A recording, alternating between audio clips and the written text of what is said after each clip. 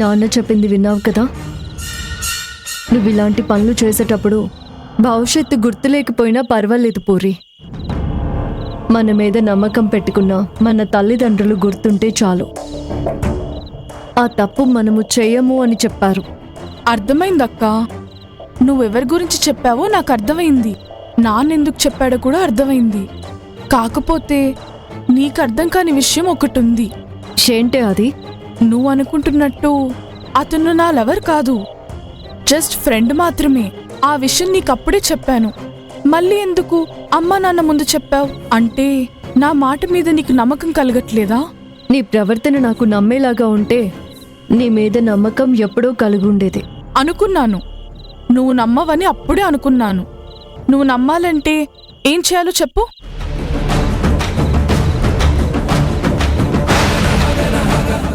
నా మీద ఒట్టేసి చెప్పు, మీ ఇద్దరి మధ్య ఉన్నది కేవలం ఫ్రెండ్షిప్పా లేక ప్రేమ?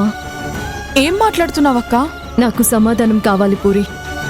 మీ ఇద్దరి మధ్య ఉన్నది ప్రేమ లేక ఫ్రెండ్షిప్పా? ఫ్రెండ్షిప్పే అక్క. ఒట్టు?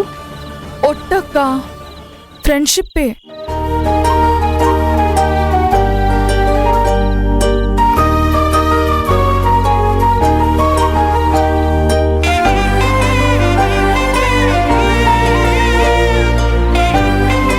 నువ్వు నా మీద ఒట్టు పెట్టి అబద్ధం చెప్పవన్న నమ్మకం నాకుంది. అందుకే నిన్ను నమ్ముతున్నాను. ఇంకెప్పుడు నిన్ను అనుమానించను.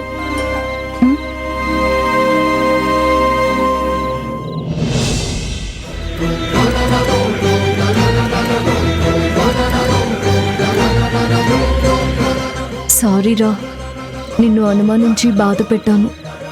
ఇంకెప్పుడు బాధ పెట్టను, ఓకేనా? సరే.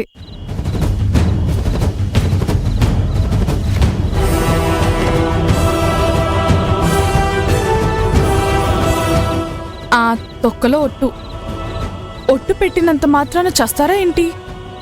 అలా అయితే మా అమ్మ మీద ఇప్పటికి ఎన్నిసార్లు పెట్టానో. మొత్తానికి అక్కని నమ్మించేశాను, అంతే చాలు.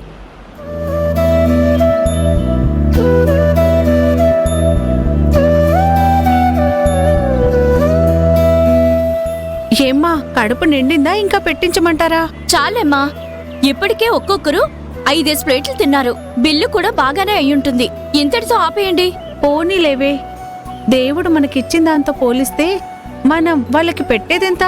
పర్లేదులే, కడుపు నిండా తినని, నేనే బిల్ కడతాను. తినండి తినండి. ఎంత మంచి మనసమ్మా మీదే. దానం అడిగితే చీకొట్టేవాళ్ళే గాని ఇలా కడుపు నిండా తిండి పెట్టేవాళ్ళని మొదటిసారి చూస్తున్నాం.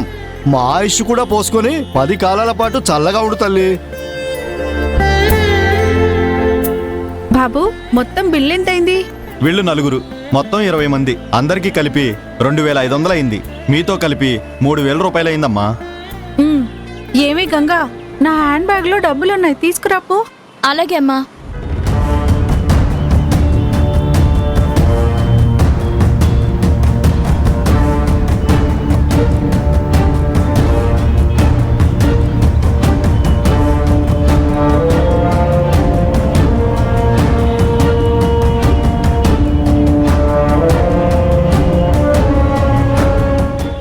అమ్మగారు, బ్యాగ్లో డబ్బులు లేవండి.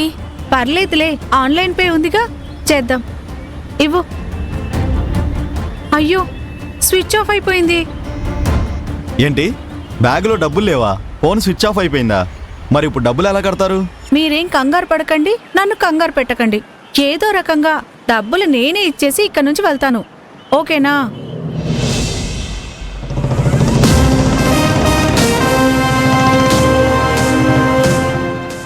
అమ్మగారు, కాంట్రాక్టర్ ప్రసాద్ వస్తున్నాడు. ప్రసాద్ గారు, ఒకసారి ఇలా రండి. వస్తున్నా.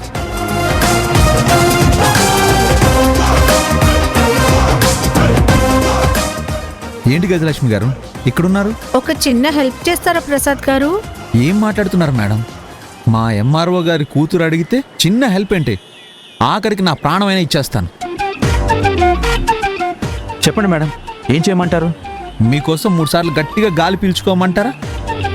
4 సార్లు అటు ఇటు నడవమంటారా? 10 సార్లు పైకి కిందికి చూడమంటారా? ఎందుకు? ఇవన్నీ ఫ్రీగా వస్తాయనా? అవేమీ అక్కర్లేదు.